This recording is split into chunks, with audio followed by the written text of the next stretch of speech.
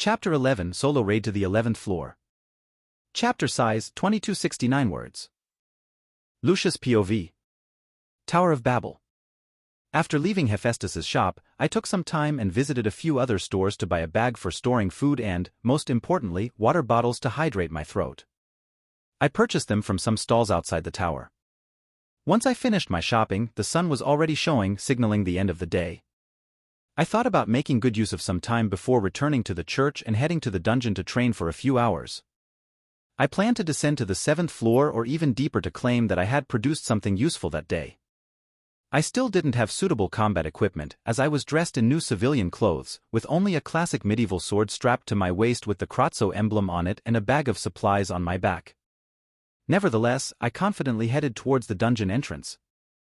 As I walked towards the stairway gate where the first floor began, I saw Bel coming out of the dungeon with little Lilaruka Arde at that moment.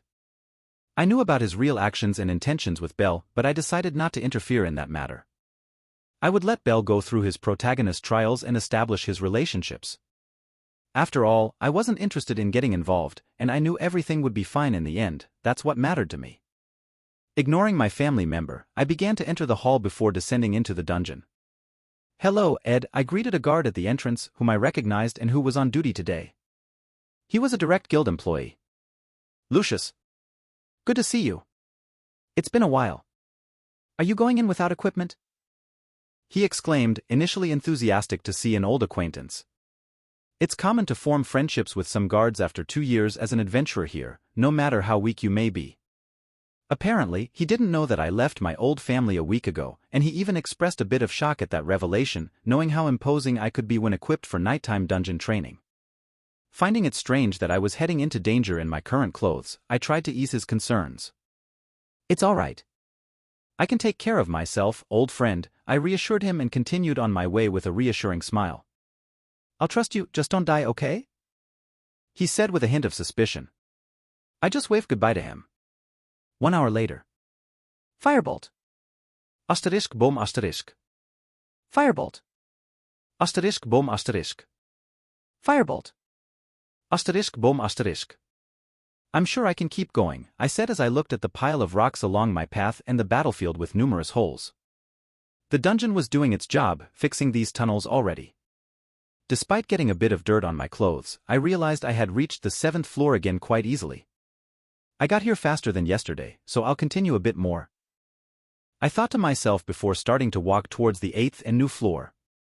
During this time, I used the sword a few times, only cutting down some individually encountered monsters.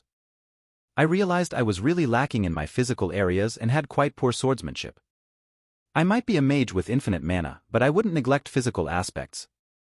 I didn't want my body to be a significant weakness.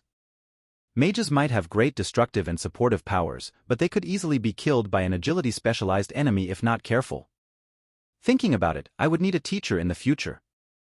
I just wondered who would be the most ideal person for that. The Sword Princess would be teaching Bel to fight in the next few days, and she was an expert in swordsmanship. However, I didn't want to associate with that character. I preferred to be the OP man behind the scenes, just observing rather than interacting with the main characters, especially when it attracted too much attention.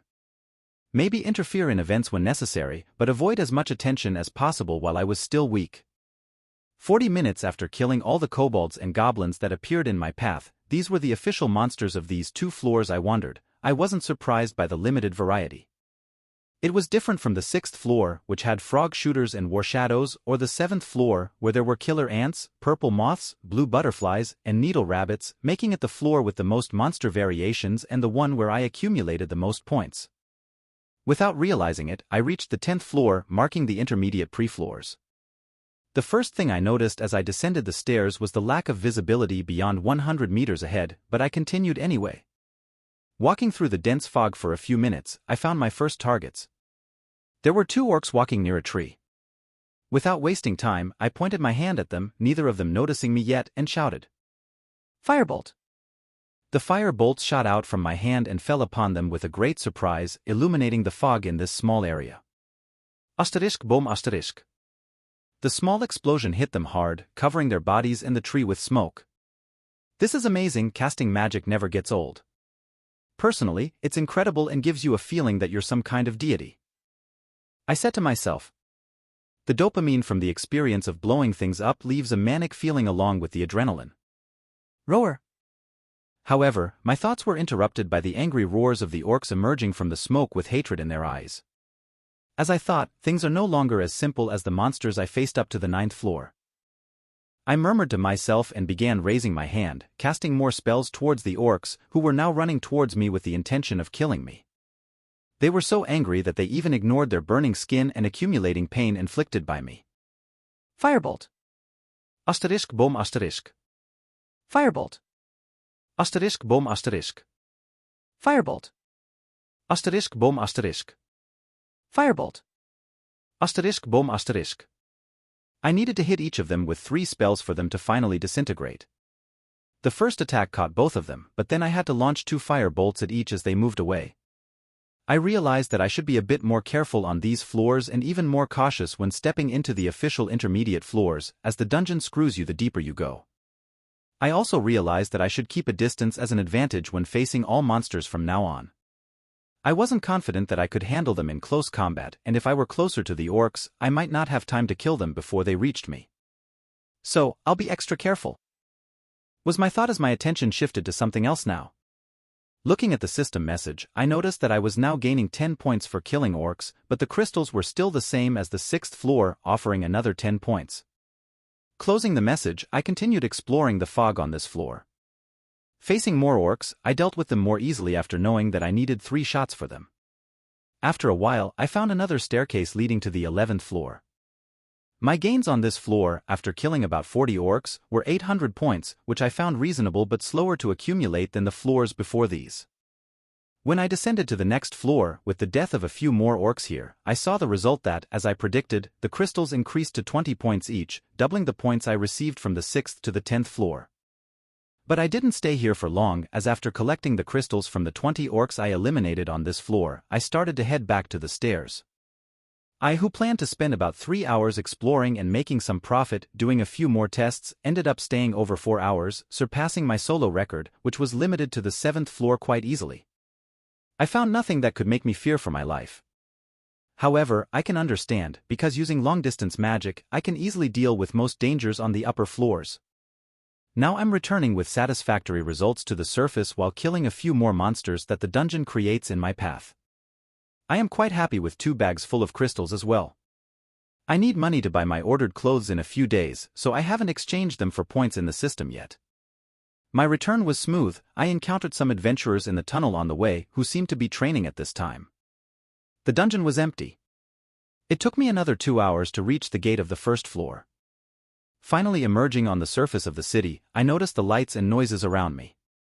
Orario was at its peak, a city considered the center of this world, where tens of thousands of adventurers celebrated returning alive from the dungeon. I wanted to enjoy a pub while watching groups of people celebrate and have fun, but I had to save some money for the equipment I planned to acquire. So, I ignored the entire place, walking through the bustling streets and disregarding some feminine glances in the groups of girls at the bars. I returned to the church a while later, finding my fellow and goddess sleeping soundly, cuddled together. I lay down on the same wall I slept on yesterday, accustomed to it, so I didn't mind not having a bed. The bed was available, with Hestia jumping on the sofa with Belle, but I didn't want to seem like a pervert or really be bothered by it. But before sleeping, I sat eagerly in this corner and began studying my current stats. Information. Name, Lucius Draconar. Level 1. Stats. Strength, I62-70. Endurance, I75-90. Dexterity, I67-80. Agility, I86-99. Magic, I55-140. 10,000 Firebolt mission, cast 10,000 Firebolts. Progress 982/10,000 a reward. The user will be able to cast spells without an incantation. System points, 8,180.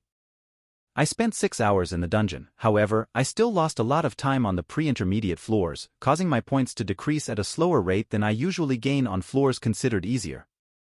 In the early floors, the spawn rate is very high, and my attacks are hit-kill on them. I should have doubled yesterday's points with the time spent in the dungeon, but in the end, I made 5,000 system points. Casting 3 spells to destroy an orc is a significant delay.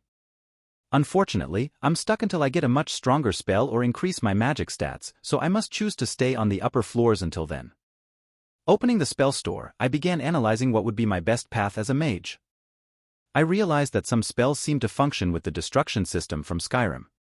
Fire spells cause damage, burning the opponent after being hit and dealing damage in a larger area around the target. As for lightning spells, besides being extremely fast, they are for targeting a single specific opponent in most initial spells since the lightning is thin. In a raid, the lightning mage is more popular because they can cast lightning in a small area instead of hitting a large area and risking hurting allies. Additionally, lightning can weaken the opponent's mana, which is useful against opponents with magical attacks. The ice system seems to work in a way that its side effect is slowing down the opponent, not to mention that it can drain their stamina, a great advantage for most monsters in the dungeon on the upper floors. I was able to better identify these elements, however, the store is not limited to just attacks from these three elements. There are also wind, earth, air, plant, wood, space, time, gravity, light, darkness, necromancy, and many other special categories. The list is almost infinite. Unfortunately, I don't have the means to have all of this at the moment because special elements with OP attacks are almost all rank 4. Something that would take me years in Orario to acquire these spells if I continued at this pace today. But I know I can multiply my gains when I start exploring the deeper floors. So, I just have to get stronger and my benefits will come. I thought. But I was very excited, the potential is immense. I could be content with just a few level 4 spells in this life. Seeing how slow I am to earn points initially, I'll have to specialize in some element. I noticed that there were even some spells from the Wizard King himself in Black Clover in this list at rank 4, showing the potential of these spells that cost millions of points with weaker grimoires. I'll specialize in fire for now, but in the future, I plan to acquire spells in the time category like the Wizard King. I'll be a complete cosplay then. I smiled at that thought. Lucius, you finally returned. What are you muttering to yourself over there? Hestia got up from the sofa lazily, rubbing her eyes. She had just woken up, but I didn't mind if she found it strange. Just thinking, Goddess Hestia, just thinking. I said as I leaned back to finally sleep, still thinking of dreaming about the expectation of a bright and limitless future ahead. Chapter 12 Overconfident Fools. Chapter size 2,268 words. Lucius POV. Abandoned church. The next morning, the Hestia family, who would wake up in a typical manner like any other day, found an unusual situation. A disgruntled scream echoed throughout the old church, awakening a goddess and a young man on the sofa, startling them with the repetitive cry. "EHHH!" shouted an outraged voice this morning. "Lucius-kun? Mr. Lucius?" Two more voices were heard in a questioning and frightened manner. "Who gave me these nicknames?" The first voice spoke again angrily. "Nicknames, Mr. Lucius? You're still a level 01 adventurer to have a nickname," said a confused childlike voice. "It's not that, Belle, how can I explain this?" "Oh. Forget what I said." The once indignant voice now sounded melancholic. "Why do I only have strange nicknames? Where are my incredible, majestic nicknames and sweet melodies to the ears?" He said quietly while holding back tears. Hestia and Belle, unknowingly ignoring the slight depression in a corner of the church, went to prepare the first meal of the day. Even as the day began to seem normal, while 3 people ate eggs with coffee and bread, there was someone grumbling irritably at the table. Belle and Hestia looked puzzled at the man who fluctuated between cursing and lamenting all the time. "I'll kill the damn person who did this." Lucius was still indignant at the screen in front of him, unable even to eat his breakfast, cursing most of the time. Nicknames: loser/useless, family trash/dungeon beggar/milf slayer, new/bastard exploiting beautiful and innocent goddesses, new/playboy, new, family Hephaestus's enemy, new. Seeing the 3 new nicknames, he couldn't help but think, milf slayer or milf killer. Wasn't this nickname something I thought of yesterday when I declared it myself? Can I give myself my own nicknames, or did someone call me that without me noticing? I can try. I am the coolest man in this town, I shouted, startling my companions once again as I looked up and raised my hand in a pose, then looked at the system, ignoring my companions. "No change. I guess that's not how it works," I muttered. "Lucius, are you okay?" I heard someone ask. I'm fine." I said, unaware of the strange looks my companions were giving me at the moment. Bastard exploiting beautiful and innocent goddesses and playboy? I said angrily. This must have been the work of some jealous fool who saw my flirtations with Demeter yesterday, although that hotel clerk looked at me strangely. I'll blow up that place. That's it? I said, slapping my hand as if I had just solved a great puzzle. We also have the nickname family Hephaestus's enemy. I grumbled. What? Enemy of family Hephaestus? Since when? I heard a female voice shout indignantly, but I ignored it. I found this one hilarious. It must be that bastard half-man. He must have spread it to other blacksmiths, and now they call me that. Next time, I'll blast that creature with firebolts. I said, convinced. I ignored my current family. Hestia had her mouth open, and her ghostly image was escaping from her open mouth. Belle had lifeless eyes. I was so indignant that I didn't look at them and quickly ate my breakfast, leaving the church and heading to the guild while my family didn't move an inch. My goddess, maybe Mr. Lucas wasn't joking about exploiting goddesses or being an enemy of Hephaestus's family, huh? Belle said, still with a lifeless and scared expression. Hestia trembled when she heard that. I hope not, Belle. I wouldn't want to become an enemy of Hephaestus, not when I owe her so much money. How much do you owe? Belle was startled. Almost nothing, hee. I only owe a few valis. Hee. Hestia nervously laughed, not wanting to admit that she owed 200 million valis to her friend Hephaestus. Elsewhere. Without any idea of the conversation in my family at the church, I went straight to the guild with the intention of selling my magic stones, which improved my mood a bit with the idea of earning some money. Entering the place, I went straight to the counter of my favorite fox. Rose attended to me as she always did. We chatted a bit, and then I collected 10,000 valis, planning to have some fun to relieve my stress tonight while having fun with my family, and deposited a portion into my guild account. Farewell to Rose. Sometime later I was in the dungeon, casting spells continuously to increase my small quest. I noticed that it was getting easier somehow, without harming my throat as much as my resistance statistic increased. The change was still small, but it was there, and with my stock of water bottles, I could last quite a while here. Firebolt. Asterisk boom asterisk. While on the 7th floor, I heard someone shouting. It wasn't me who cast that spell. I heard a familiar voice conjuring that attack, killing a group of killer ants that I noticed disintegrating in a nearby corridor as I walked through the tunnels. It was Belle who appeared in my field of vision along with his support, that little girl who hates adventurers, by the way. Nice shot, Belle. I said, smiling, making them look at me a bit surprised as I observed from a distance so they wouldn't notice me yet. The little hobbit looked at me with some caution, but Belle opened a big smile when he realized it was me. Mr. Lucius! Exclaimed Belle, surprised to find me on the 7th floor. Hello, Belle, I see you're doing well. I said, trying to sound like the Mage King from Black Clover, maturely, not like those situations where he acts like a child when seeing strange spells. Are you alone? Would you like to join us, Mr. Lucius? He asked excitedly, and Lily got a little nervous, but I declined in the end. Sorry, Belle, I'm just passing through to the 9th floor, and I'm more of a lone wolf type. I said. I understand. Well, good luck then. See you tonight. Said Belle, initially disappointed but became excited later with the idea of going out for dinner tonight, which we planned to celebrate. So, I saw him making his way with his support, who was quiet the whole time while giving me some looks that weren't flirtatious but rather studying me to rob me at some point, I presume.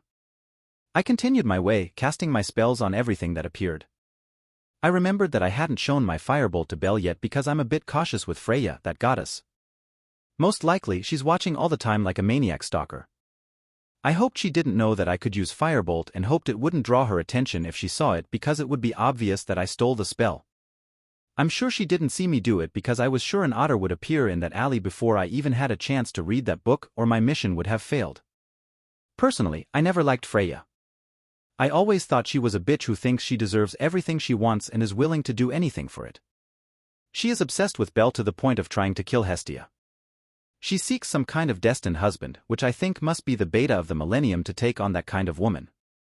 While thinking about these matters, I was still walking and killing some monsters in the last hour around this 9th floor while accumulating more points. A few minutes later, I took a break while drinking a water bottle I took from the bag. But I stopped drinking as soon as I heard some steps coming towards me as if I were their target. A few seconds later, I saw who these sounds belonged to. There were 4 well-equipped adventurers coming towards me. I didn't need much time to understand what was happening here, with them walking calmly without surprises. They were waiting for me here with malicious eyes, and they are obviously known to the little Lily whom I saw with Belle an hour ago.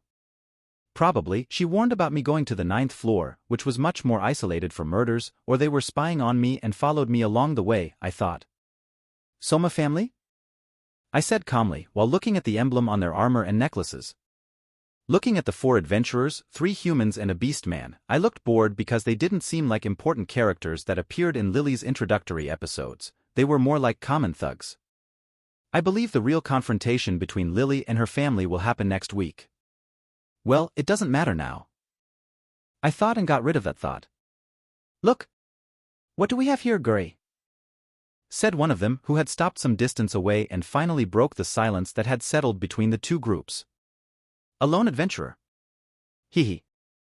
This is the type that dies to easy monsters, and it's a waste for monsters to eat those crystals in his bag with his sword. Why don't we help him, guys? Said another, laughing. Asterisk boom asterisk. Come on, I know that alone wouldn't kill them. So let's continue. I said mockingly while waiting without moving an inch. When the smoke cleared, it showed the 4 still alive, but there was blood and burns across their bodies, their expressions now showing frustration and hatred. They are all level 1, so it's easy to hurt them with Firebolt. They were confident being 4 against 1, but it's easy to catch them with a quick casting spell. Fools, where's all that arrogance now? I taunted again. It's not every day you leave a thug who wanted to harm you speechless. If you had any brains, you would have analyzed me from a distance to see how I fight before ambushing me here. You would know that I could cast magic without any long chance, but your confidence in numbers blinds all of you. I could say that mistakes are part of learning, but for that, you would have to live to learn, and that's something that won't happen. I mocked them with a villainous smile, and with my hand still pointed at them, I continued. Firebolt. Firebolt. Firebolt. Firebolt. Firebolt. Firebolt. Firebolt. Firebolt. Firebolt. They scattered in desperation as soon as they saw that I was going to attack again. Not all attacks hit, but I started hitting one by one as they tried to advance, leaving them increasingly injured with the attacks that were hitting. Why won't he stop attacking? One of them shouted when he saw a companion die after suffering 5 attacks from my spell and realized that I didn't seem to decrease while I continued shouting the spell's name. This isn't possible. How does he have so much energy? Retreat! The man quickly shouted and decided to give up the attack. With 3 still alive, they began to run in the opposite direction since they couldn't get close to me, who was attacking all the time. They were being hit and started to have casualties, while they didn't even have a chance to get close to me. He's a monster. We have to run. Not stopping the attack, I saw the second of them fall dead to the ground while he was all burned. It wasn't a pretty sight, but I didn't care and continued with the continuous attacks. Firebolt. Firebolt. Firebolt. I knocked down one more, the beast man, stopping 2 of the 3 who tried to escape to the opposite side. With only 1 survivor, I accepted him a few more times, which made him see that it was useless to try to escape, and seeing his ex-comrades charred like the rest of the corpses, he really gave up trying to run. He was crying at this moment, with his whole body hurt, and the smell of burning flesh from his colleagues didn't help alleviate his despair. Please. Have mercy, my lord. I'll do anything. Please, I have a family. He said with tears and scared eyes as he begged on his knees. He had given up trying to flee. How many adventurers should have asked this of you by now? How many said these same words, but tell me, how many of them did you spare? I answer, none, so there is no mercy with me. I said with a cold voice. The mortality rate in the dungeon is very high. The anime doesn't show this very well, but with my experience from the last 2 years, I know that dozens of people die here every day, and the real terror, both of monsters and adventurers themselves, is that half of the deaths are by the adventurers themselves. Without thinking much more, I raised my hand and conjured my flame to end his life. I had cold and emotionless eyes when I saw him die without blinking. I wouldn't be merciful to this kind of people. Casting a few more firebolts on the fallen bodies so that the bodies disintegrate without anyone noticing their deaths, it was easy to make them catch fire as soon as they lost their lives. All the resistance they gained with the Falna disappeared when their souls left the body. So they burned easily while I was returning to my point collection in the system without caring that I had ended 4 lives. Chapter 13, Hostess of Fertility 1. Chapter size 2,209 words. Lucius POV. Dungeon. After disposing of the bodies, I continued collecting points. I've never spent so much time in the dungeon before, not surpassing the 9th floor. I accumulated points and crystals for a full 9 hours. With a big satisfied and slightly dirty smile, but unharmed, I left the dungeon with 4 crystal bags. This drew a lot of attention as I returned to the surface, since the only way for a person to have 4 bags is to be the treasurer of a raid on the middle floors, where they would be responsible for exchanging all their companions' crystals. Exiting the dungeon hall calmly, I went straight to the guild with my crystals, wanting to exchange them in that time before returning to the church. Needless to say, Rose saw me with all those bags as I headed to the exchange section, giving me suspicious looks. I, who was a low-rank adventurer until recently, find it hard to believe that I'm coming to exchange crystal bags for the past 3 days, with today's exceeding my average by a lot. Of course, I greeted her, but I had to dodge her questions and narrow glares, giving an excuse that I joined a raid.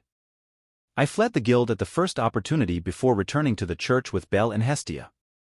Where should we celebrate? I asked, with the two preparing an afternoon coffee. I don't know, what do you think, Belkuin? Hestia asked. How about the Hostess of Fertility? He suggested, and I shivered, but then thought. Why am I surprised he picked this place? Anyway, I'm a secondary member in the family, protected by Belle's dazzling protagonist appearance, so I'm just a shadow behind my companion and won't attract the attention of crazy gods like Freya or Apollo, I believe. Well, I agree, always wanted to check that place out. I said, I really never went there, would be interesting to enter for the first time. The place might be quite expensive, but I have 30,000 Valis in hand after selling plenty of crystals. My contract with Hestia was 30% of the profits for the family, so I tossed a bag with 9,000 Valis into the goddess's lap when she was complaining it would be too much money for them to spend. Seeing that money, Hestia simply had tennis ball-sized eyes, and Belle was amazed. He could make 2,000 crystals a day, which wasn't a bad number to start a career as an adventurer. Belle was physically stronger than me, but like every adventurer, he needed to rest at a steady pace, like in the dungeon. As for me, I have my own advantages and can just take a break to rest my throat. I concluded. Before we left, I opened my system to see my progress from 9 hours in the dungeon. Information. Name, Lucius Drakenar. Level 1. Status. Strength, I-70-87. Endurance, I-90-116. Dexterity, I-80-99. Agility, I-99-121. Magic, H-140-262. 10,000 Firebolts mission, cast 10,000 Firebolts. Progress 2111/10,000 a reward. The user will be able to use spell without chanting. Lucius cast, 1,129 Firebolt. System points, 17,980, Lucius gained 9,800 points today.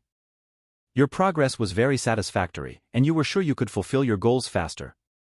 When night fell, I took a bath and dressed in ordinary clothes, a polo shirt, pants with sneakers, and left the church to go to Mia Grand's famous pub. There are suits in this medieval world, so I'll add some modern clothes. Thinking about that bar, I couldn't help but sigh. The bar owner, a level 6 adventurer, and all those level 4 assassins, not to mention Freya disguised as Seer.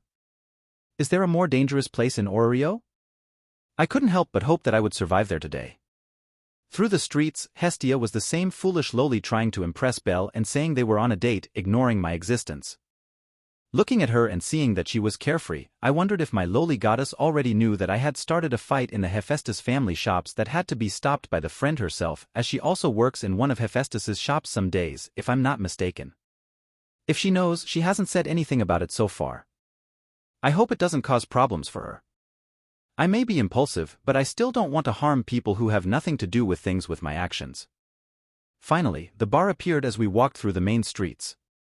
The place looked quite lively. Someone quite famous must have rented a table, I imagined.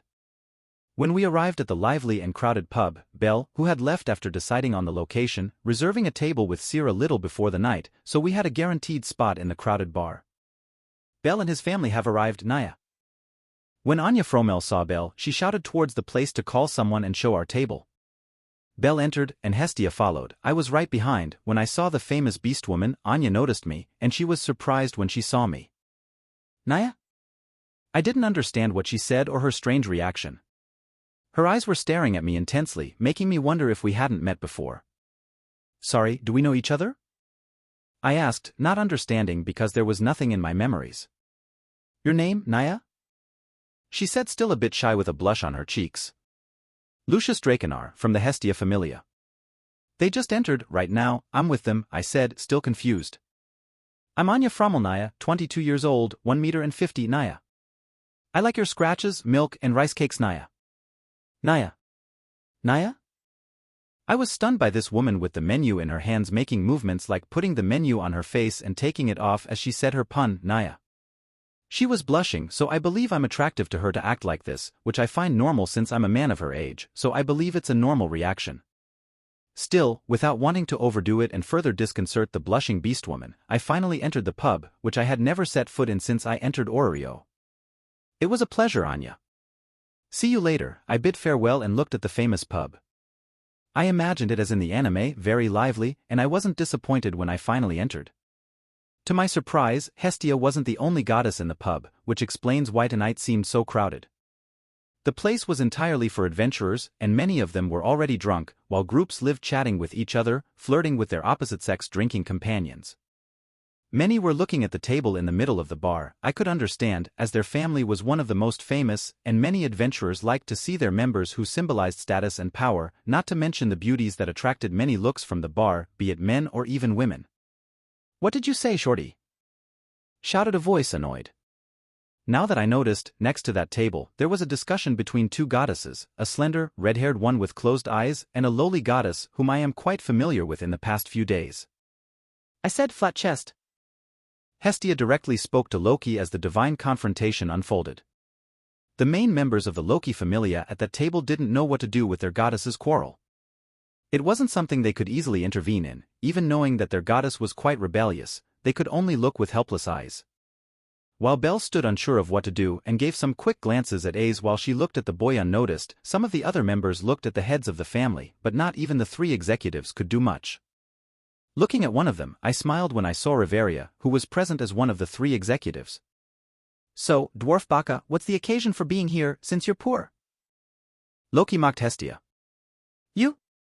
But if you really want to know, I'm celebrating with my family for the entrance of my second child, who joined my family yesterday. He's amazing, Loki Baka. She said proudly as if I were a level 5. Even I didn't know where to put my face, while this discussion drew the attention of the entire bar, be it the adventurers or even the waitresses who stopped to watch the quarrel. At the bar counter, which was really rustic with a great theme showing its alcohol bottles, I could see Mamma Mia looking at the discussion with amusement. Really?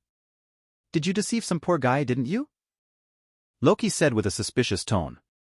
I had taken my eyes off the emerald elf to listen a bit to the classic quarrel between the two goddesses, but being the subject unsettled me a bit.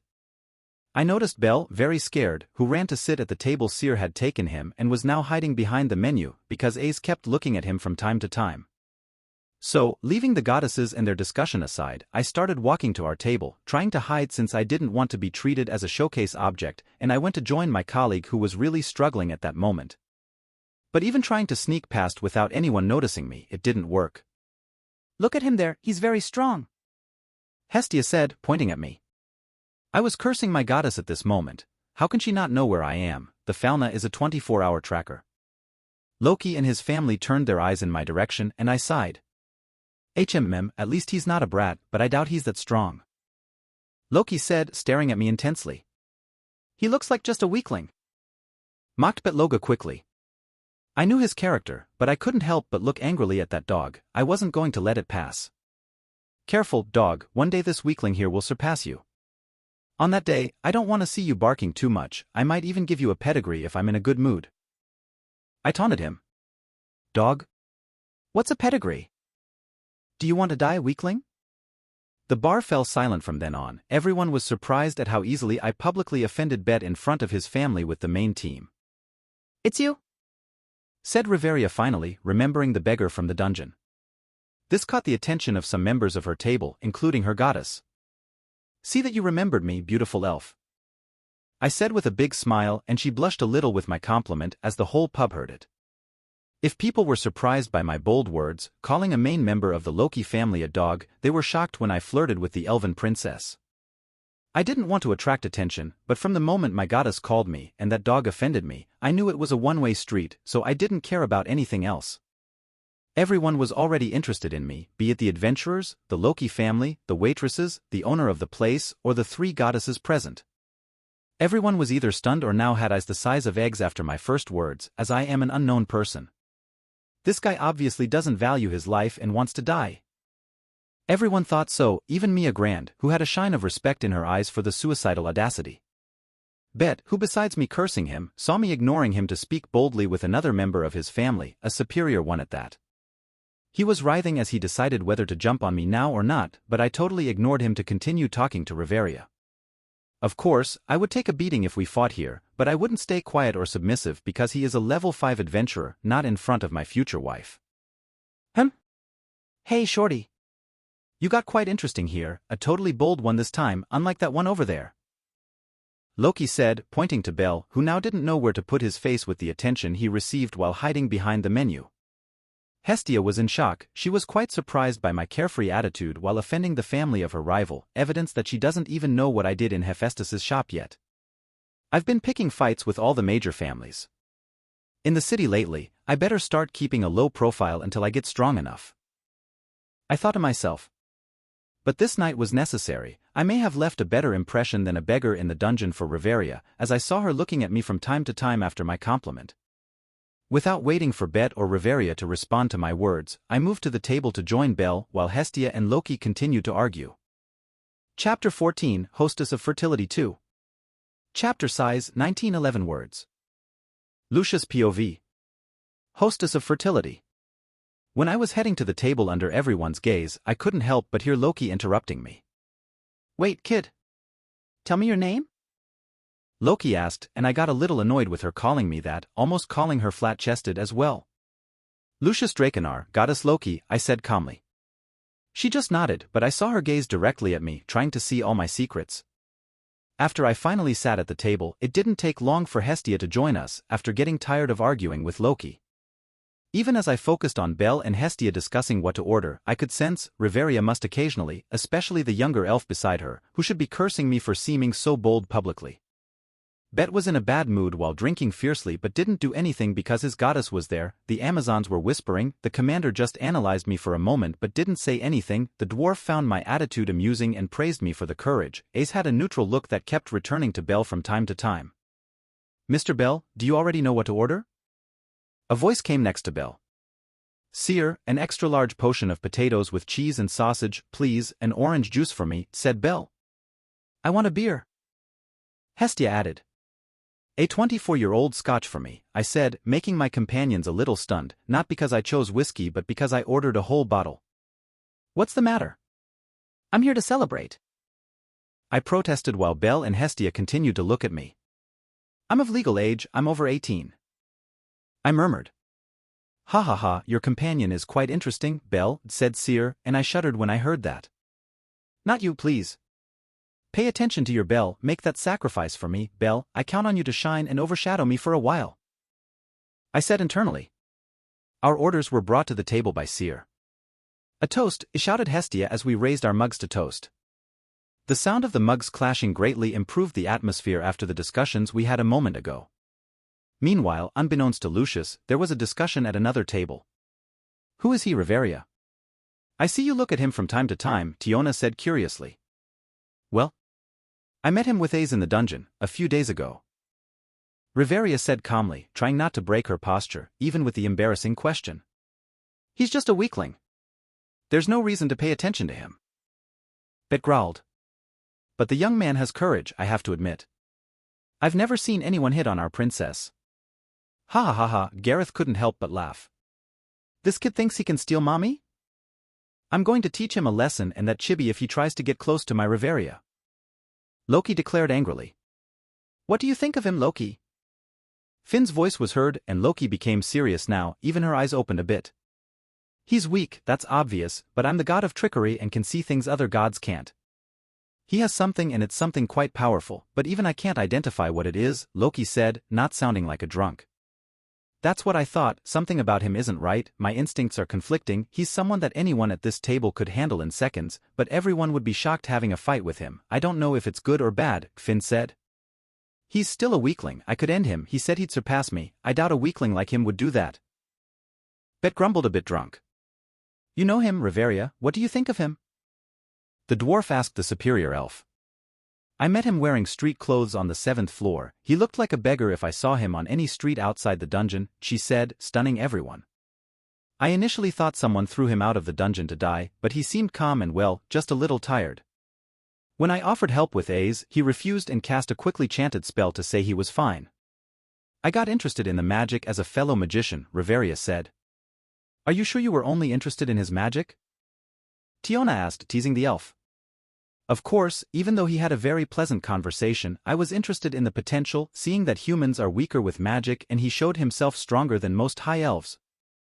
Riveria exclaimed with a bit of embarrassment with the insinuation, but she tried to appear stern. He also didn't want to talk about his family, but it seems he didn't have one that day, a pity because I would have invited him to ours, Riveria said. Damn that chibi! How can he be so lucky? He seems so interesting, despite being weak, Loki grumbled. He seems quite interested in you, Riveria. I wish the captain were like that with me. Tioni said, lamenting while drinking. Ace remained silent throughout the whole conversation with a stoic face while drinking her juice, just like Lafia, but she was too embarrassed to say anything. After this discussion without Lucius knowing, the Loki family now also forgot about us and went to take care of their own business among themselves. Of course, there were some glances at us all night since we were quite unknown to the whole city, but I didn't care about that and even forgot about Riveria to spend time with my family. Belle, you should have invited your support, I said, trying to make the boy relax a bit. I invited. But she didn't want to come, he said awkwardly. Support? What support? Hestia exclaimed, like a woman who had caught her husband with a lover in bed. I found it funny, so I started teasing and adding more fuel to the fire. A woman that Belle hangs out with now, they're alone in the dungeon, I saw them today. I wonder what they do in those dark corridors, I said with a smile. Eh? It's not what you think, Mr. Lucius. She's my support and we work together, sharing. He exclaimed desperately. Bebbi Lil. Hestia shouted furiously, wanting to get an explanation from Belle about this unknown girl, while Belle died of embarrassment as everyone around us suddenly turned their gaze to the boy. Ha ha ha ha, I started laughing at this interaction, seeing it in person is better than in the anime, plus the whiskey is having some effect and I'm getting a bit drunk. So, this is your family, brat. A new voice pulled me out of my laughter and I saw a shadow covering me. Mamma Mia was the one who spoke next to us. She came to the table to deliver another mug of beer to Hestia. Yes, Miss Mia, this is my goddess, Hestia, and the other is our new member, Lucius, Belle said. This one has courage. Despite being so skinny. Maybe you can eat more, she said with a smile, wanting to sell me some items from her menu. Hello Mamma Mia, I don't know you, but I already like you, I said. I've always liked her character, so I was pleased to say that in person. Sorry, young man, you're too skinny and too young for me, your trick doesn't work on me like it did with my waitresses. By the way, tell me what the hell you did there? She said with a forced smile while pointing to Anya and Chloe. Both were gathered in a corner looking at the two of us, seeming to avoid work, while Ryu and Seer were overwhelmed with work. They were blushing behind the menu while whispering, but I didn't have very good hearing to hear their conversation. Not me, maybe, charisma and personal charm? I said laughing, but not because I think of myself that way, it was more of a drunk joke. I can see you're going to give me trouble, so I'll order a dish for your loss not to be so great, she said, and I shrugged. I can't disagree, so send me your best dish, Mia, I said with a smile, and she smiled equally, not caring that I was so informal with her. The rest of the night was fun. Anya and Chloe really escaped from work to sneak up on our table. Naya. Lucius Naya, are you new to Orario Naya? Anya was by my side without anyone noticing. She was a level 4 assassin, so it's understandable. Not exactly, I've been here for 2 years. I was from a middle-sized family, but because of some events, today I find myself with Hestia and Belle. I smiled. Really, Naya? Another voice appeared on my other side, Chloe. Darn. I almost had a heart attack here. I jumped in surprise to face the new presence. 2 years is quite a long time, that's why you're so strong, Mr. Lucius? Belle asked. Strong? I must have lower stats than you. I exclaimed internally. I'm weak still, Belle, but I will become strong. I declared. I think the same, he said while looking at another table with a certain blonde. Hestia was silent. She knew Belle's secret and Lucius's past, not wanting to say anything about either of them. What was your family, Naya? Anya asked. I thought that would be the most frequent question in the last few days, but no one had asked the million valis question yet. I thought to myself. I don't think this will be hidden forever, so I'll tell you. I said and saw their faces become expectant expressions. I was a member of the H. Naya. Naya. Before even answering, Mamma Mia appeared and pulled the ears of the beautiful catgirls and took them back to work. You see? Young man, I'm having trouble because of you. I hope you spend a good amount to compensate for this. She declared easily. Then give me another bottle of scotch. I said. Are you sure you don't want a wine from the Soma family? It's more expensive. She asked with a playful tone. Nah, I'm not into wine, but thanks, Mia. I smiled. The rest of the night was fun. Hestia was getting drunk with her beer mugs, while Cyr came to talk to Belle and got scolded like Anya and Chloe, but we had good laughs. With Anya, Chloe, and Cyr avoiding work, Mia declared that she would charge us double, which made Hestia cry in the end. While Rio was looking emotionlessly at us, I wondered if she was angry because we were the cause of her having to work 4 times more on a busy night. In the end, we decided to go home. I hope my future wife doesn't think I'm a playboy after seeing the waitresses surround our table so much. I couldn't help but think as I looked at Loki's table while we were closing the bill. Bet was staring at me drunkenly. I winked at him because I was drunk too, and he growled with some members of his table laughing at that. Then we started to leave. It was a satisfying night after eating, drinking, and laughing for hours. The Loki family still stayed at the pub, and we left under some of their glances. Chapter 15, A Very Crazy Night. Chapter size 2009 words. Lucius POV. Streets of Orario. On one of the main avenues, there were 3 people heading towards a certain church, but I was getting bored. I couldn't let my night end so easily, and I still had half a bottle of whiskey to drink. I realized that a night here in this world is better than a night at a college bar on Earth. Maybe I just needed to hook up with someone to end this night beautifully. Judge me if you want, but my friend downstairs needs activities, so I'll be promiscuous as long as I don't go out with anyone who might fall in love with me and bother me later. You guys are going to the church, I'm going to do some personal things. I said to Belle and Hestia as we walked through the streets a bit drunk, except for Belle, who was taking care of Hestia after the lowly drank too many beer mugs. Hestia looked at me suspiciously. And that reminded me of something else. Ah, Hestia. Tell me where Demeter lives. I said, remembering my new friend, quite intimately, by the way. But as soon as I finished saying that, I took a sandal slap to the face, which made me stagger. Ouch. What was that? I almost broke my 24-year-old bottle of Scott, Hestia. I frustrated with my goddess at that moment. I don't want my children involved with other goddesses, protested Hestia.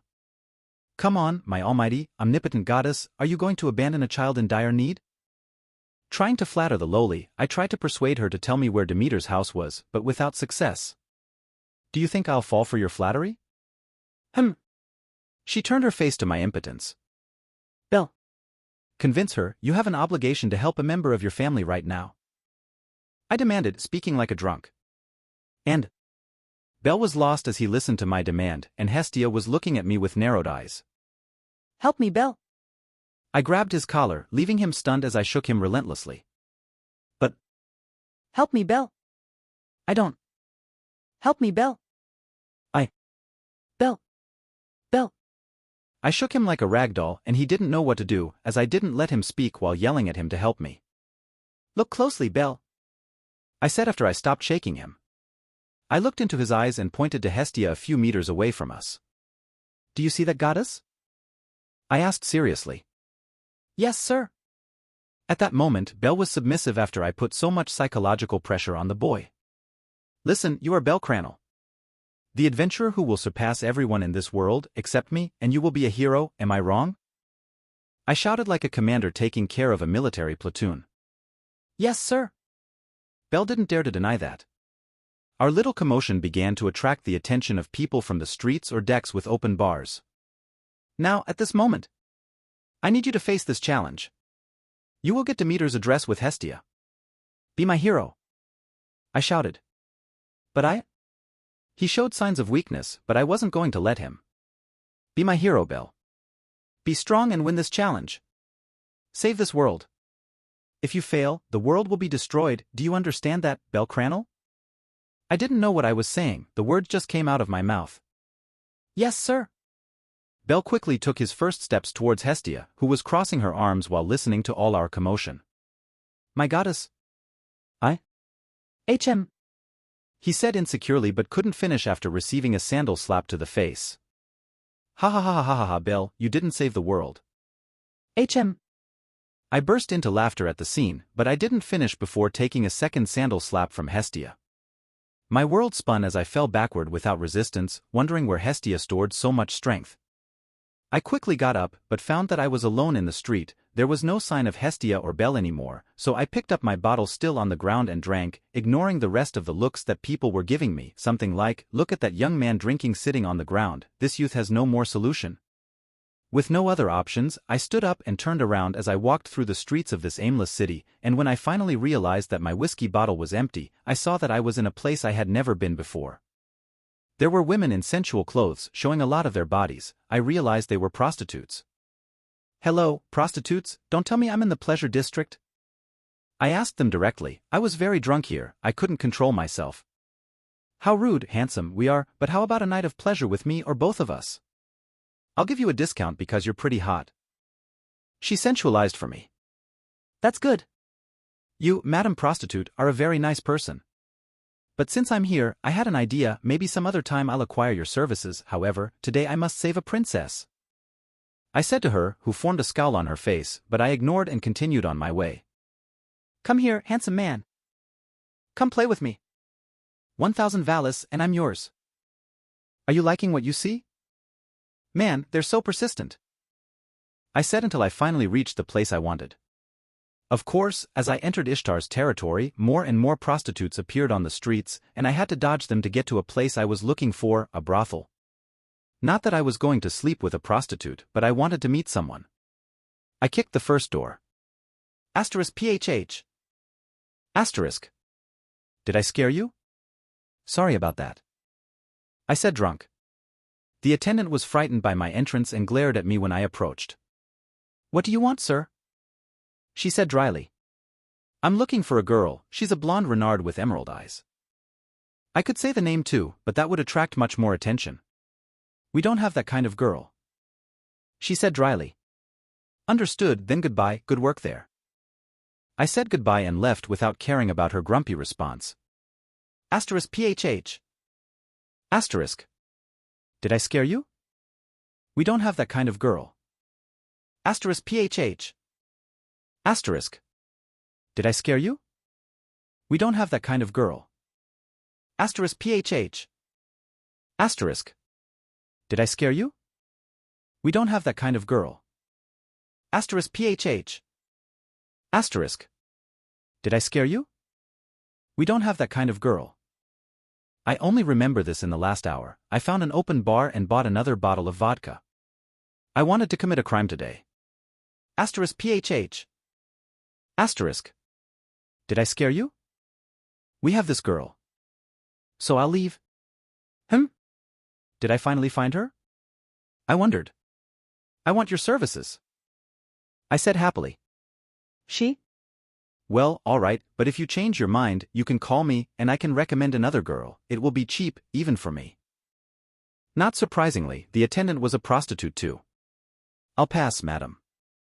I said immediately. I didn't want to face this woman in any way, not even if I were paid and as drunk as I am now. Room 23, it's 10,000 valis, sir.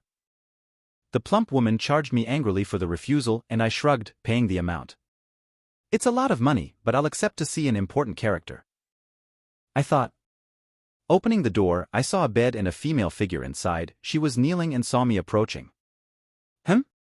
A customer? Let me help you, my lord. She said innocently. What's your name? I asked, trying not to sound too drunk. Haroheim, my lord. May I know yours? She said as she watched me approach the bed. It's Lucius, Haroheim. A pleasure. I said as I looked at her. She was truly beautiful, a pity that she became a slave thanks to her own father, which is absurd. Lie down, Sir Lucius. She said, and I obeyed, lying down. She leaned over me and got into a position that surprised me with audacity, but she looked at me lost. She didn't know what to do now. Should I help you undress? She said calmly. I didn't answer, and she started to lift my shirt, or that's what I thought. Leave everything to me, Sir Client. HM. A man's abdomen. I heard her murmur. She suddenly threw herself backward with eyes swirling and a bleeding nose. Well, that was quite a scene. I muttered, looking at the woman fainted on the bed and went to drink my bottle of alcohol. When Haroheim woke up, she found herself alone in bed. I drive everyone away? She says, thinking about her life as a virgin prostitute, but she doesn't know that. I don't think that's a bad thing. Says a Lucius whom Haroheim didn't notice. But to her surprise, she saw the man she thought had left after she fainted from seeing his body, who was sitting while looking out the window and drinking a bottle of alcohol straight from the mouth. I see you've woken up. I smiled at the Renard. Haroheim got out of bed and knelt to apologize, but I just smiled at her. There's no need to apologize. Believe me, it's fine. Paying those 10,000 valis just to see that scene was worth it. I said with a laugh. I didn't come to take advantage of Haroheim, I just wanted to enjoy a funny scene I saw in the anime. I don't think we're going to have sex, and I have nothing to do, so how about I stay here drinking and chatting? I said to the girl who was still watching me on the floor kneeling. Of course, Sir Lucius. She said awkwardly, as if we were going to fuck. There wasn't much to do, but I had a good way to relieve boredom. That's great, want a drink? I offered. No, my lord, I don't drink. She declined. So how about a story? Then I can stay here for the night, and you won't have to attend any clients tonight. I said. A story? What story, Sir Lucius? I want to hear. She seemed very excited now. Then I'll tell you a very interesting one. I started.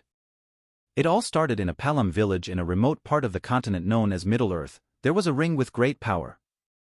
I think she expected me to tell clichés of a hero saving his princess, but now I'm going to tell real stories, so I spent hours telling how a little hobbit crossed a continent for years to take a powerful item to a mountain to destroy it. During this time, he went through various trials and dangers, even without overpowered abilities. He went through all with courage and determination, so that in the end, they could defeat the forces of Sauron, a dark being who wanted to dominate all of Middle-earth. I noticed that I got too carried away in Tolkien's story because I don't remember when I passed out after drinking so much. A few hours later. My head feels like it's going to explode.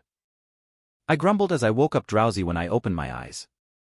When I woke up, I realized I was lying in a large luxurious bed, and I also noticed the touch beside me. I was with another naked woman. I noticed her tan skin and even thought it was Aisha for a moment, but when I saw her purple hair and felt her giant breasts, memories of a few hours came to me like a lightning. It seems I slept with another goddess. I said to myself, thinking about how I'm going to get out of here alive because this goddess is very dangerous. Chapter 16, Going full force into the dungeon. Lucius POV. Ishtar family headquarters. Upon realizing the kind of predicament I was in, my mind began to search for the best solution. However, this process was interrupted by a sharp pain that struck my brain, accompanied by a swirling dizziness. Damn hangover. I need to drink something, I cursed, feeling the effects of the previous night and a dry throat. With careful movements, I got up, gently shifting the brunette's body to the side, eager to escape the situation. As I reached the bedside, I noticed my state, especially my member down there. That nymphomaniac goddess took everything she could from my little Lucius all night long. Wild, very wild. I muttered quietly, recalling the events. I managed to get up and reach my clothes on a table in the luxurious room. However, while I dressed and planned to slip away, a sensual voice called out to me. So, are you leaving already? The teasing tone in her voice sent shivers down my spine. In recent days, I may have provoked powerful families and stronger individuals than me, but now I'm really in a life-threatening situation here. I cursed my luck. I turned to face Ishtar, who stared at me completely naked and inviting, expecting me to submit. I laughed nervously. I wanted to go to the dungeon this morning. I'm a bit late to meet my friends. I told her, trying to sound casual. Let's do this, you go back to bed and satisfy me a little more. Then you can leave, she proposed with eyes shining like amethysts. She wants to charm me? What a vixen! I exclaimed internally. What do I do now? It seems her enchantment doesn't work on me. I thought as I looked into her eyes. I won't deny that she's quite attractive, but the fact that she's a goddess of love gives me a certain discomfort. I prefer more exclusive things, and I must be the 1,000th man she's slept with in a year? I'm lucky she's a goddess and can't get STDs. At least that I don't have to worry about. I wouldn't want little Lucius to catch some disease, I reflected. Obviously, her charm isn't working on me. But if I don't pretend here now, she'll definitely kill me, I thought, frustrated, opting for my best option. With no better alternative, I made an idiotic face the best way I could, as if I were drooling over her, and went to bed with this crazy woman, promising never to return. She looked at me strangely when she noticed my expression, but forgot about it after she started moaning with my caresses. 2 hours later, I walked through the streets of Orario, in the middle of the morning. I passed by an armor shop to buy better equipment, spending the rest of my money on leather armor. Then, I returned to the church, which was empty, took a bath, grabbed my sword, and put on my new armor with a small supply bag. Finally, I set out to go to the dungeon, determined to practically live there in the coming days to recover all the money spent in a single night. Of the 21,000 valis, only 300 remain. I lamented a bit. It didn't take long to enter the crowd of adventurers in the hall. With no sign of Belle, I continued my way through the stairs to the first tunnels. Let's have a productive day today, I said to myself. Sighing as I looked at the tunnels, I started running. Spotting the first goblins, I raised my hands and cast my first spell of the day.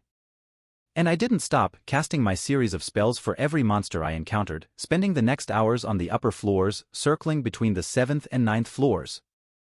12 hours later. Thread, that was good. I couldn't help but exclaim in my exhausted state as I drank a bottle of water. I opened the system to see the result in the dungeon, and my expression was excited after an intense day. Status: Strength, I87-H113. Endurance, H116-H149. Dexterity, I99, VAC125. Agility, H121-H150. Magic, G262-E402. Mission 10,000 Firebolt, cast 10,000 Firebolts. Progress 2111-3, 624/10, 000, 36% reward. The user can cast spells without chanting. Lucius cast, 1513. System points, 30,431. Lucius gained 12,412 points. Since I managed to leave the pleasure district, I only changed my route for a moment, but my day can be summed up as spending all my time in the dungeon. Upon returning to the surface, it was already night, almost 22 hours. Without thinking about spending more money, I took my crystal bags directly to the church. I'm almost tripling my status since I left my old family, and I'm happy to finally leave rank I and enter H after years, all in just 4 days since I returned to the dungeon. I'm very excited to level up in a few weeks if it continues at this pace. I returned to the church and everyone was asleep. So, I settled into my usual spot after a quick shower, going to bed early. I woke up even earlier with Hestia clinging to Belle on the couch. So, once again, I headed to the dungeon as soon as I got ready, equipping everything I needed. I left my crystal bags next to the couch with a note so that Hestia could take them to the guild and sell, taking her 30% as a family tax. I never doubted that she wouldn't do exactly that. She might be quite childish, but she's a good person who takes care of and cares for the family. Heading to the dungeon, I plan to focus on leveling up in the coming days at the fastest pace possible. Thus, my next few days were busy, spending 12 to 16 hours in the dungeon. Unable to speak with my family since the celebration, I left before Belle and Hestia woke up in the morning, as I always went out to buy my supplies and eat out, or when I returned with my day finished, they were always sleeping at that time. If they woke up in the middle of the night, they never bothered to wake me. Other than that, nothing extraordinary happened. I kept my pace, casting spells and killing with my sword, all easily on the upper floors. I encountered many groups of adventurers or individuals, but I never came across Belle since I stayed on the upper floors while he explored the intermediates with Lily. After 5 days of constant evolution and battles, I stopped tonight to finally stop shouting Firebolt here and there. I opened the status after 5 days. Status. Strength, H113-248. Endurance, H149-314. Dexterity, H125-255. Agility, H150-295. Magic, E402-1.302. Mission 10,000 Firebolt, cast 10,000 Firebolts. Progress 10,000/10,000 a reward. The user can cast spells without chanting. Mission completed. System points, 92,481. Lucius gained 62,060 points. Ha ha ha. I laughed like a madman with the results, raising my hand as fireballs shot out of it, without worrying about continuing to shout. I still maintained the half-second interval for each shot, but it was incredibly satisfying to have complete control over the attacks. I felt powerful and began to believe that I would do well on the intermediate floors when I decided to venture into them. In terms of magic, I noticed a significant increase in the strength of my attacks after reaching 1,342 magic points. I'm sure I can kill an orc with 2 shots now, instead of 3. I thought confidently. However, not everything was rosy. Something wasn't going so well for me. Even with the great boost in my stats, I realized that I was much weaker physically compared to Bell. In a direct confrontation, I could lose if I wasn't careful, especially if he managed to get close to me. Not to mention it won't be long before he reaches level 2. I murmured. Aware that Bell would level up in 2 weeks, at least that was my assumption, I didn't plan to rush if the opportunity to level up appeared for me.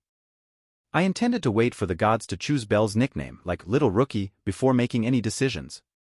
This choice would be made at the next Donatus. After that, there would be another meeting to assign nicknames to adventurers who leveled up, scheduled to take place 3 months later. If I wasn't mistaken, Bell would reach level 4 by then. Why wait until that moment for my own level up? First, I didn't know if I could surpass my family member so quickly. Second, I didn't want to draw attention from my old family, especially because of Hestia. It would be suspicious that the children of the goddess Hestia were leveling up so easily one after the other. Despite being an adventurer for 2 years, my old god would notice my rapid evolution, considering the state I left the family in. Anyway, both Bell and I would be reaching level 2 soon. With his growing fame, my evolution might not be as obvious, as everyone would be focused on the record holder. But first and foremost, I needed to strive to catch up with Bell. I would change my combat tactics, now that I had reached an unprecedented rank in magic in this generation. It was time to focus on evolving my physical stats. I also needed to change my sword because the one I bought was starting to crack after a week of use, even though my rhythm was more focused on magic. Quietly leaving the dungeon and returning to the surface, I realized it was the beginning of the night. It was time for a real rest after days of fighting. I decided to order something to eat at the church since I hadn't spoken to my family for almost 6 days. Besides finding them always asleep whenever I tried, today would be a good day to catch up. I was eager to test my potential as a non-chanting mage, watching a fireball forming in my hand. Now, I had control over it. I no longer needed to shout to fire it. I could shape the ball without releasing it while it floated burning over my hand. It was something amazing, to be honest. Ignoring the strange looks from some people as they saw me forming fireballs in my hands while walking through the streets, talking and extinguishing them afterward, I headed to the church, bringing food. Upon arrival, I almost dropped everything with the hysterical scream of my lowly goddess, Hestia, when she saw me. "Lucius! Where have you been all these days? Have you been with Demeter, huh? I'm going to end that abusive goddess, making my son come home so late every day." Hestia shouted, who was alone in the church when I arrived, thanks to the tracker she kept on me 24 hours a day. She didn't even need to see me to know it was me. "On? Before that, where's Bell?" I asked calmly as I placed the food on the table after entering the place with an angry goddess. "Bell went out to eat, probably at the hostess of fertility. But first, we need to talk. Can you tell me where you've been all these days until so late at night?" She pouted when talking about Bell, who probably went to eat at the hostess of fertility at Seer's request. Hestia shouted again in the last part, clearly dissatisfied. "Easy, easy there, I haven't been anywhere, let alone to see Demeter. But I must admit that it didn't happen due to a certain goddess who doesn't tell me her address. Demeter is my friend now." I protested to her with a smile, but she ignored it. "I'll never give you the address." "Friend? Yeah, right. She grumbled. If you didn't go to see Demeter, why couldn't we talk to you in the last few days? I woke up several times during the night and saw you leaning against the wall. She asked, dissatisfied, crossing her arms. That was because I wanted to increase my stats, Goddess Hestia. I've been leaving earlier, when you guys wake up, and coming back when you're already asleep. I'm spending, on average, almost 16 hours in the dungeon. You only saw me today because I finally achieved one of my goals and wanted to rest a bit after working the whole week. Haven't you seen the amount of crystals I left 5 days ago? I said sincerely. That? She said, quite surprised by my honesty. I appreciate that you're making an effort, just don't take unnecessary risks. Life can't be just going to the dungeon. She protested, concerned, something worthy of a goddess of home and family. Sure, but I need to get strong. I've been stuck at this strength level for too long and I want to improve. I said sincerely. I understand, here, 7,000 Valis for the case you left 5 days ago. She said, taking a bag of Valis. No need, keep it all. I got much more in the last few days. I started selling after finding out that the exchange sector opens quite early, so I started trading even before going to the dungeon. I informed, as I obtained a large amount of Valis from the crystals I didn't sell to the system. I see, thank you. That helps a lot. She said, with some pride, after I clarified my financial condition. By the way, as your goddess after all, let me see your stats.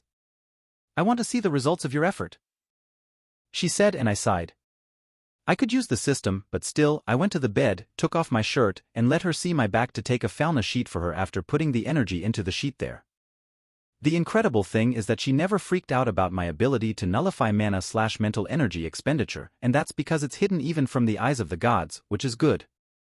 But still, I'm waiting for Hestia's sudden explosion when she sees my sheet, as my magic went from I to SSS. Unprecedented. Chapter 17. Finally I'm cosplaying. Lucius POV. Ishtar family headquarters. Hestia POV. Abandoned church. Let's see your stats. Hestia waited to examine the sheet without directly facing the fauna on Lucius's back. Information. Name, Lucius Draconar. Race, human. Level, 1. Stats. Strength, G248. Endurance, F314. Dexterity, G255. Agility, G295. Magic, SSS1 302. Abilities. Spells. Fire spell/firebolt/ rank 2. His stats seem strange. What's here, his physical abilities are in G and F ranks, while his magic is in SSS. I think it's good. Wait. I froze, not understanding what was being said. Stats in G, F, and SSS ranks. SSS? What does that mean? If we look at his numbers, they are 1302, all in the same line. Bell should have 200 points in this category now, after acquiring his magic. I didn't even know a stat could go over 1,000. Hehe. Wait again. Go over 1,000. 1303. Hehe, what does this mean? While Hestia tried to understand the situation, Lucius was calmly lying down, waiting for what was to come after Hestia fell silent. I screamed in shock with all the strength of my lungs. How is this possible? Lucius covered his ears with my outbursts, but I didn't stop. That? I saw your stats at rank I a week ago. Now your rank I magic has gone to something SSS, I don't even know what. Hephaestus told me a stat doesn't go beyond S with 999 points. I looked like I was going to have a heart attack, but isn't that normal when faced with situations that defy the logic of the world? What the hell is this stat that's so different from a week ago? Hestia wasn't shouting anymore but was shaking like a doll. Bell may be stronger physically due to his evolution boost ability, but Lucius has nothing, yet increasing 200 points on average in a week can't be so different from Bell and his magic. It's totally outside logic, this growth shouldn't exist. Hestia couldn't believe what she saw, speaking without thinking, with trembling hands and a pounding heart. Lucius had already pushed Hestia off him and stood up to put on his shirt. Wait? How can you evolve your stats and, more importantly, your magic like this? And secondly, how do you have the same magic as Bell? She said, looking at Lucius's magic with wide eyes. I somehow learned it when I touched that book, I can't explain. I thought you already knew, as you saw my stats the moment you gave me the fauna. But my spell is different from what Bell can cast. I can cast it without an incantation now," he said, making me widen my eyes with him showing a fireball forming in his hand, something I don't remember hearing about in an incantation-less spell. I also don't remember the spell when I gave him his fauna. I was so happy that I didn't pay much attention. I looked and felt like I was going to faint at any moment seeing that fireball. I even forgot that his first words didn't sound so true. I was paralyzed, thinking about how I could calm myself down. Looking at my most recent child, I said, stuttering, as I can't hide anything about his stat. According to him, he can self-update and see everything, something that shouldn't exist either, breaking another logic of this world. "Lucius, what I can tell you is that you are as fast as Bell, but be careful and don't tell anyone about this. This can't be seen by anyone, otherwise, I'm sure it will cause a war within Orario. I don't doubt that Loki or even Freya didn't spare efforts to get their hands on your abilities. And I'm sure you're hiding more things, aren't you?" I said hysterically to him, reprimanding him with all my might. I already have Bell to worry about, now Lucius somehow is even more special, but he always made it clear, and he said he didn't even need a family to grow to begin with. Yes, I must admit there is more about me, and it's related to my magical growth, but I won't disclose my secrets, don't worry, he told me. Shaking my head, that reminded me of some events these days. I had to talk to Lucius about things I've been wanting to do for a whole week. So, with some miracle, I returned to normal without being so hysterical and crossed my arms to face my son. First, I heard about your fight in the Hephaestus family. Do you want to fight with everyone? I complained to him about that. Hephaestus started giving me a lecture that I'm not taking care of my children after she told me that when I found her in her store. He looked at me, raising an eyebrow, and said, "Look, that damn dwarf started it. I wanted to finish him if it weren't for Hephaestus, which was a shame," he said without any remorse or fear. I sighed. I barely know Lucius, and I already know he's a troublemaker, unafraid of Hephaestus or Loki. He doesn't even seem to respect us, gods, like everyone in Orario. Seeing that the conversation wouldn't lead anywhere, I decided to change the subject. Another thing, Ina Tool from the guild, Bell's advisor, came to talk to me at Babel Tower while I was working at one of Hephaestus's shops. It's about Bell's supporter. Ina tells me she comes from the Soma family and is somewhat dangerous, I said, concerned. Seeing that Lucius was thinking, I continued. I wanted you to help him if he has problems. I know you don't hunt together in the dungeon, but I would appreciate it a lot. I talked to him, however, he's stubborn with that pure heart of his and wants to help the girl, saying she needs someone. I sighed, but deep down, I was proud that Bell was so kind. But while I was thinking, I felt Lucius's hand touch my shoulder. I looked surprised at him with the sudden touch. Don't worry, Goddess Hestia, he'll be fine, and I'll protect him if he needs it. But I believe it's something he has to do on his own, he said with a confident smile. Yes, Lucius Kuhn. I believe you're right. I trust Bell. I was touched by my family. I have 2 sons who are eager to protect and trust each other. After that, Lucius went to eat and asked me to exchange some magic stones that are under the bed that were left over in the first days. I ate with him and went to see the stones he asked to exchange. But when I opened the box on the bed, I saw enough stones for 100,000 valis. I screamed in surprise and wanted to ask how he worked so much, but he was already asleep. Lucius's point of view. Abandoned church. Lucius woke up in a good mood, finally having more than 8 hours of sleep in a week. Finding Bell and Hestia sleeping on each other, he quickly made coffee for himself, choosing not to go out to eat today. Later, he left the church and went straight to the city center to pick up an order he had left pending a few days before. He had entrusted Hestia with enough stones to yield over 100,000 valis when exchanged, but still carried over 50,000 from exchanges made in recent days. He could have accumulated even more, but most of the acquired stones were exchanged for points in the system. Speaking of points, a significant problem arose that needed to be addressed: the need to change his combat style to enhance physical attributes. Although being a mage had its advantages, physical weakness was a concern, and Lucius didn't want to be an easy target for his opponents. Reflecting on the different classes and their characteristics, he pondered on the importance of forming a balanced team. The Loki family, famous for their deep dungeon raids, was an example of how each member could compensate for the weaknesses of others. This reflection led Lucius to desire to be an adventurer without weaknesses, capable of exploring the dungeon alone. Opening his shop as he walked through the city, he began to analyze his options. With a considerable amount of accumulated points, he saw some spells that could assist in training his physical attributes.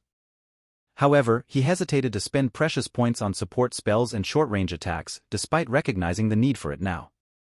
Arriving at the store, he found the beautiful outfit he had negotiated earlier, and the woman didn't mention anything about his delay.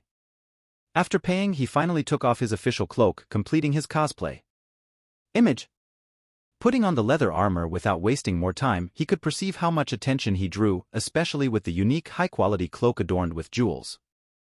It's not every day you see someone with a cloak with shiny stones on a chain, like a great scholar, he thought to himself. There is no concept of a mage king in this world, so it's normal he. But there are also no old mages in the city. Anyway, screw it, I'll continue with my life, asterisk. As he finished this thought, he headed back to the tower's weapon shop. Even being greeted with hostility by the same dwarf, now wearing his Mage King cloak, Lucius didn't care and acquired a higher quality Kratzos bastard sword than the previous one, spending 10,000 valis.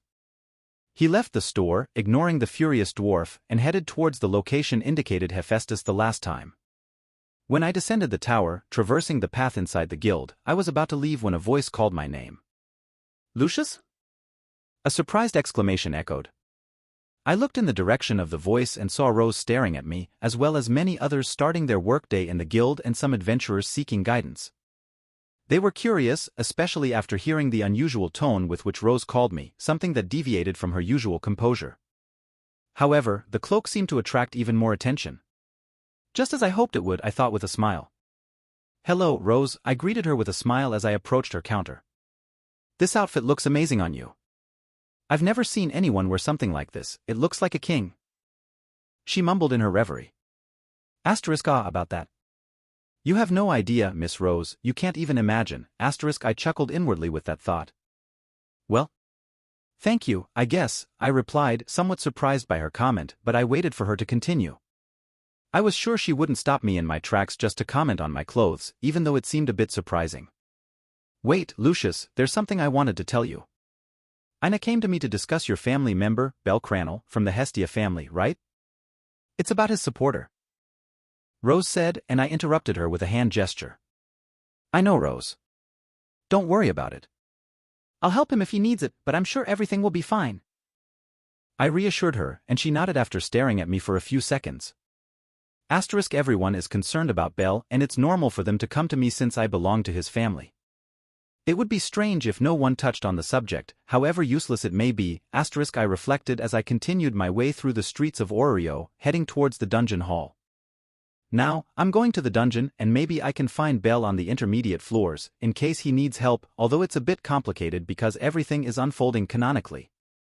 If I'm not mistaken, today is the day when Lily should get her knife and escape, leaving Bel to face the orcs alone. Chapter 18 New Grimoires and Reekling. Lucius POV. While Lucius walked through the streets of Orario, he decided to be better prepared before the next dungeon dive. So, he chose to use the points he had accumulated in the past few days to finally purchase new spells. He went to a more secluded and less crowded square, sitting on one of the benches and opening the grimoire shop in the system shortly after.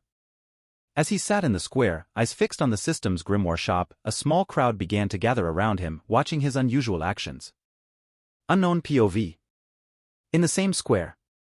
HUI, look at that. A merchant said to his customer, who was currently looking at his products in his booth. At a distance of 15 meters, sitting next to the square's fountain, there was a man with a large cloak.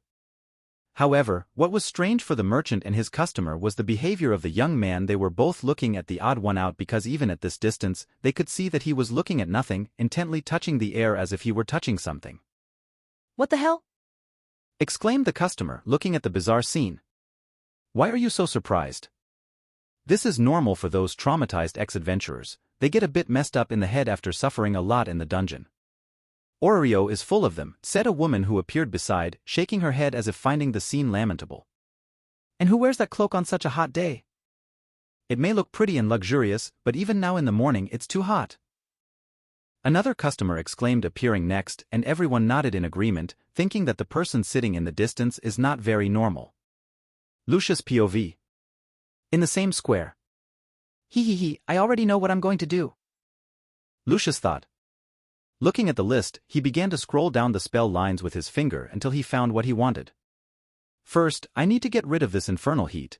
He finally found the spell he was looking for in the first options after looking at the rank 2 spells, giving a big smile to the item he was seeing. On the other side. Look! He's smiling like a maniac now. These disturbed adventurers. Other people agreed, seeing how the man with a cloak in this heat and smiling alone while sitting in the square carefree. Lucius POV. System Shop. Ice spell / freezing / rank 1, 3000. Do you want to buy this grimoire? Yes / no? Yes. He said mentally while clicking the yes option. A book appeared in front of him after the space shone. Finally, he exclaimed. On the other side. What? Exclamation point. Exclamation point. Exclamation point. They saw the book appear in front of that strange man out of nowhere, and the weirdo reading the book right there as soon as it appeared, after a while, not knowing that that man had the full attention of those people seeing him doing such strange things. A small crowd of people began to watch from a distance. After a while, looking like he got tired of the book, he simply burned it right there and threw it away as it turned to ashes on the ground. No one spoke anything more after that, and they continued to simply watch his strange behavior without knowing what was happening in front of their eyes. But the amazement started again for those people because suddenly, another book appeared in front of the man. Lucius POV. Open the shop again. Support spell / speed booster / rank 2, 5000. Do you want to buy this grimoire? Yes / no? Yes. Appear. Read. Shown, and the content disappeared from the book. Burn. Open the shop again. Support spell / strength booster / rank 2, 5000. Do you want to buy this grimoire? Yes / no? Yes. Appear. Read. Shown, and the content disappeared from the book. Burn. Open the shop again. Summoning spell / goblin / rank 2, 50,000. This seems interesting. I can have a helper before getting the rank 2 lightning weapon spell, I said to myself. Do you want to buy this grimoire? Yes / no? Yes. Appear. Read. Shown, and the content disappeared from the book. Burn. Lucius POV. After spending 63,000 points, I decided to cool off using the ice spell. Since I didn't need to sing rank 1 spells to cast freezing, I began applying ice to my clothes to cool off. What a good feeling! I exclaimed mentally, completely satisfied with the refreshing sensation. On the other side. Now he's making a perverted face. Pervert. Lucius POV. Rising with a big excited smile, I was ready to go to the dungeon. However, I noticed a group of people looking at me strangely. I don't like how these people are looking at me. I thought as I assessed their expressions. Can I help? Do I look like some animal to you to keep staring? I said, frowning. Run, he's a maniac. Call the Ganesha family. Who are you calling a maniac? I shouted, confused by the sudden hostility of the people. People were already running, and I had no idea what was happening. I shrugged with annoyance and headed towards the dungeon hall. Entering the dungeon, I continuously applied the ice magic in myself, beneath my cloak, feeling a pleasant sensation of freshness even with the bulky cloak. This improvement in my comfort contributed to my good mood, as in previous journeys, I had suffered from the heat and constant sweating. Next, I headed for the mid-levels. I walked through the tunnels of the first floor until I encountered some newly appeared goblins. Instead of using magic to eliminate them easily, I decided to deal with them differently. Strength boost spell. A blue light shone around my body. Speed boost spell. A green light also shone. I felt the minimal changes. They were spells that increased my strength, endurance, agility, and dexterity by 10%, lasting 2 minutes. My current stats were as follows. Stats. Strength, G248, plus 25-273. Endurance, F314, plus 31-345. Dexterity, G255, plus 25-280. Agility, G295, plus 29-324. Magic, SSS 1.302. Abilities. Blessing of? Nullifies any mana cost. Spells. Fire spell / firebolt / rank 2. Ice spell / freezing / rank 1. Support spell / strength booster / rank 2. Support spell / speed booster / rank 2. Summoning spell / goblin / rank 2. The minimal changes still gave a significant boost to my physical abilities. Excited with the results, I ran towards the goblins and began to cut them down easily, taking advantage of the increased strength and speed. Satisfied, I decided to test my new summoning spell. Summoning spell, goblin. With a circle of white light appearing in front of me, a 70 centimeters goblin emerged, holding a spear and a backpack. The small summon looked at me, creating an awkward silence between us as I tried to comprehend the situation. Unfortunately, the spell only allowed me to summon a single goblin, and I would need to use mana to keep it with me. This meant it could stay indefinitely unless it died. If that happened, I could resummon it without spending more mana. While I stared at it, he suddenly noticed some bodies that hadn't disintegrated on the ground. This sometimes happened, and I had to wait until they dropped crystals or cast a spell to finally destroy the body. However, for my new companion, these bodies didn't seem to be just dead monsters. He stopped looking at me and ran to the corpse, making strange sounds, starting to mutilate the other goblin dead by my sword. He shouted. What the hell is this? What am I seeing? I was bewildered as I watched the backpack goblin tear off the head of his deceased companion, holding it up like a trophy, and then awkwardly walking towards me to throw the head at my feet, looking at me proudly. I looked perplexed at that little being. I'm trying to understand the logic of being happy with the head of a goblin that was already dead. I tried to question myself. It seemed to protest my words. You're not very bright, are you? I said, looking at that peculiar creature. He shouted in his language, whatever that meant. Look, let's do this. I kill the monsters, and you can have the stones that fall from the bodies. Can you do that? I asked calmly, still unsure if this creature would understand me. It responded confidently. Well, I'll take that as a yes. I affirmed, and he nodded. I'll name you Reekling, okay? I announced, and he screamed in response.